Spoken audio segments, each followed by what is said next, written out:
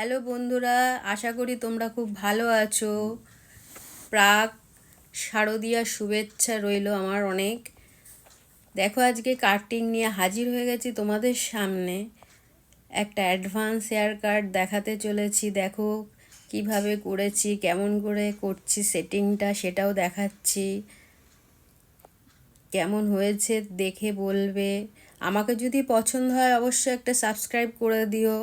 দেখো কাটিংটা কেমন হয়েছে, যাকে করেছি সেও বলবে কেমন তার পছন্দ হয়েছে কি না।